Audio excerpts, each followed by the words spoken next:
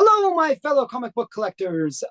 This is the Price Variance Show, and we're going to be looking at some really cool books today. We're going to be looking at cartoon or comic kind of related books, and I think we have some pretty great ones to show you. So first, we're going to start with Mark.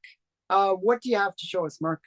Okay. So I know you love The Simpsons. I love The Simpsons. I haven't brought along the first appearance of Bart in the first Simpsons comic because I've shown that before in a couple of shows.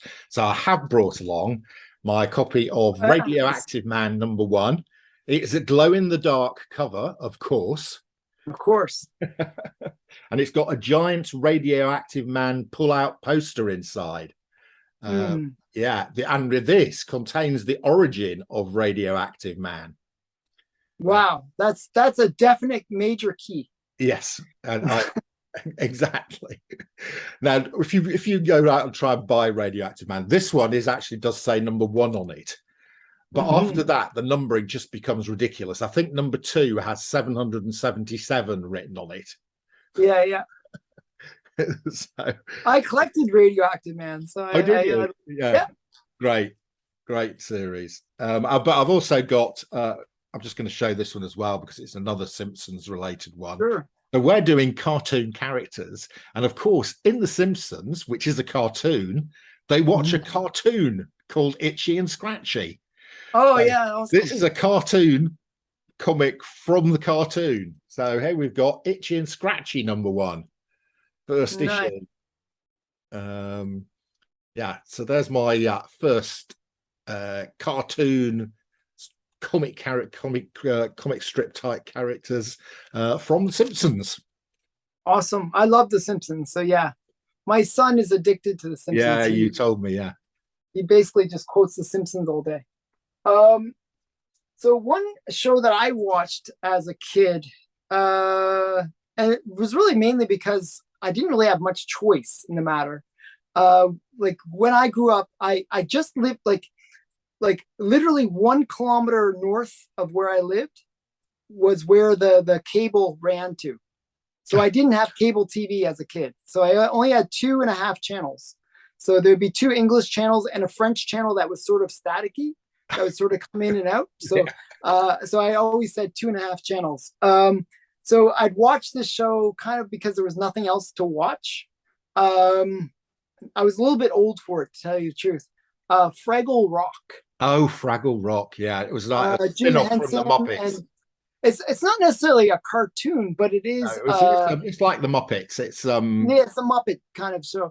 The thing that I liked about it actually was there was multiple layers to it. Like you have the Fraggles who are sort of in the middle, but then they had the Doozers that were kind of like one level below them. Yeah.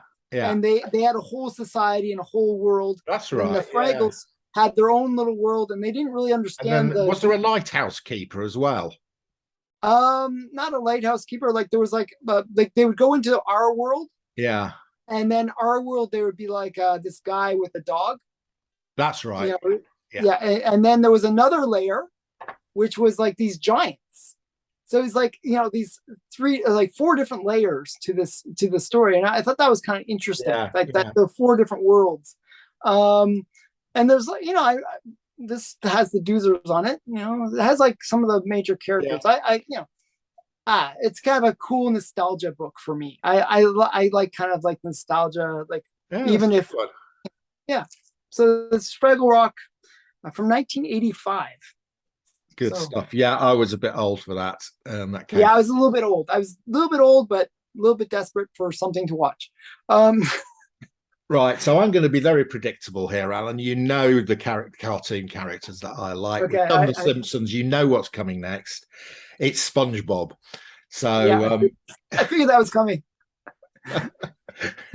I am predictable. Okay, I've shown SpongeBob #1 a few times, so I'm not showing that. I'm showing what's actually the most expensive, or no, #1 is the most expensive, but other than #1 and #2, this is the most expensive SpongeBob, and it's SpongeBob #43, and it's the artist. It's a Bill Sienkiewicz cover. Oh, And nice. he's doing SpongeBob as Wolverine. Wolverine, yeah. And is that like the last issue, or is No, that no, like no. It went on until 70 something. Uh, okay? it's just expensive because Bill Sienkiewicz does it. And it's like, yeah, cool and it's Wolverine and thing it's a too. Wolverine homage. So Mm. yeah, it's cool cover. Quite hard to find and quite pricey. These SpongeBob's, as I've said before, very low print runs, less than 5,000 print runs. They were for Yeah, half of them will have been destroyed. You never find a cheap SpongeBob comic. Okay. yeah. It's actually weird how there's like you would have thought that it would be mass produced, but No, no, like no, very low runs. Yeah. very low print runs. And we got down to at the end, you know, the last issues were something like 4,000 print runs. You mean you Oh have to wow. ask why they were doing it, you know? Um, Yeah, yeah. but that one's good. And I've got one other SpongeBob one here, and this just makes me laugh. So this is SpongeBob 76. So this is getting right towards the end of the run. And the water's leaving the ocean. Okay. And SpongeBob says, "Oh no, Patrick, the water's going away." And Patrick goes, "We were underwater." I mean, Patrick is my favorite character. Yeah, Patrick's awesome.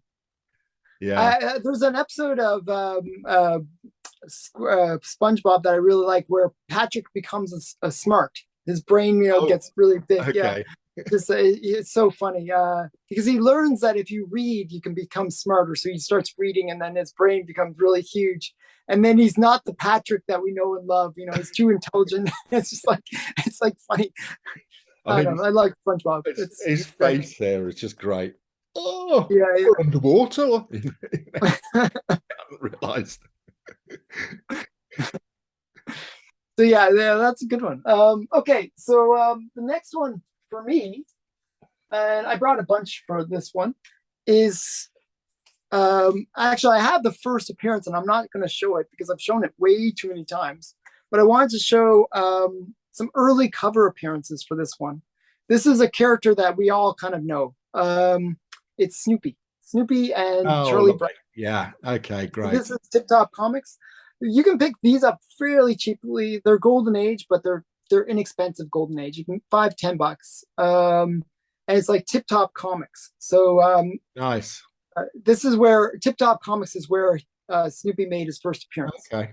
171. Yeah. So, but just really great. There's something like classic about the Peanuts and I really like Lucy and her interactions with Charlie Brown. I like the fact that she would have like that little lemonade stand, but it was like for psychiatry, Yeah. and you could go up to her and pay 5 cents and get your troubles. I always like that guy, Pigpen, who Then, it just immediately attracts dirt to him. yeah. It's like if I go out for dinner and I put a clean shirt on, I can guarantee something Yeah, ends up on the shirt. yeah. Especially you wear white. Yeah. Like I wear black shirts all the time and different tops. Never have a problem. Like I'll eat spaghetti or whatever. Never have a problem. Wear a white shirt and the randomness will just always hit my white shirt. So yeah, I can totally relate to Big Ben. So yeah, I just love these covers with early They're really good. Snoopy. I like those. Yeah, there's something charming about it. I don't know. I'm a big Peanuts fan, and yeah.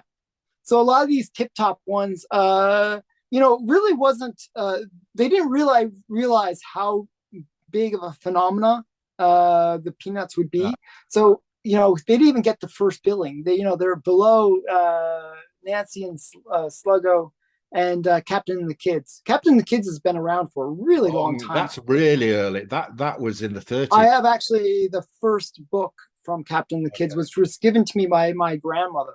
Huh? Like when she was a kid. Yeah. So it's that's like 1934. So that's or 35, I think. Yeah. So yeah. So Snoopy. Okay, my last one. So my SpongeBob collecting started because I bought SpongeBob #1 because I thought it was a good investment. Mhm. And then a couple of Christmases ago, my daughters bought me 5 or 6 more SpongeBob. And I said to them at the Mhm. time, this is a disaster because I can live with just having one, but I can't Mhm. live with only having 6. I'm going to And then you got to get all the I little. have to collect the lot. Okay. So Mhm. for my birthday this year, they bought me some nice comics, but also they bought me this one. And it is my only one of these, and I am refusing to collect the series. Okay. I think you like these, but they bought me this as a joke. So, Oh, My Little Pony! Yay! so they said, Dad, we bought you a My Little Pony comic. Are you now going to collect all the My Little Ponies? I said, no. This will remain my one and only My Little Pony comic. So there you go. That's my third cartoon character, My Little Pony. It's the only one I've got. It's the only one I'm ever going to own. Oh, you're I missing out. hope. You're missing out. You got to get all your My Little Pony books. Yeah, I like My Little Pony. Their fans are called bronies, right? Because it's usually like these kind of middle-aged like men that like My Little Pony.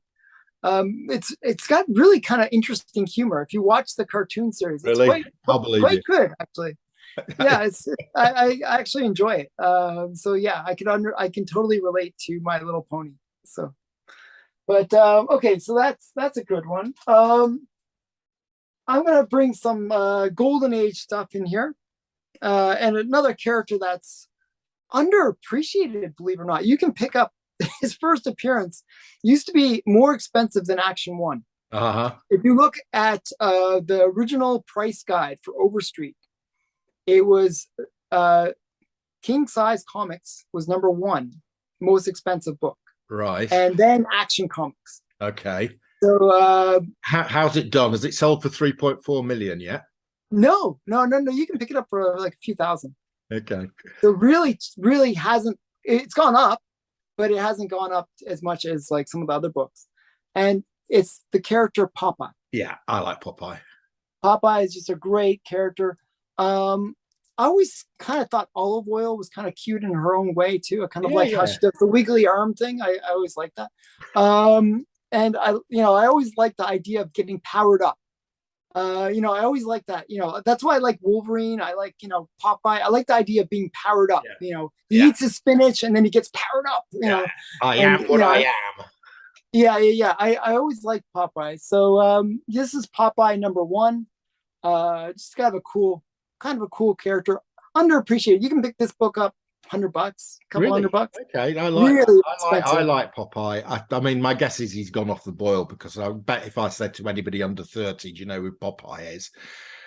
Well, I actually, mean, there was a film, wasn't there, with Robin Williams, which was I thought, yeah, but that's still beyond most people's like age group. yes, It's like that's I think from the 80s or yeah, 80s, I 80s. think, yeah, 80s. So the funny thing is they brought back a thing called Popeye Classics, Okay, and some of the covers in that are just amazing, like crazy art.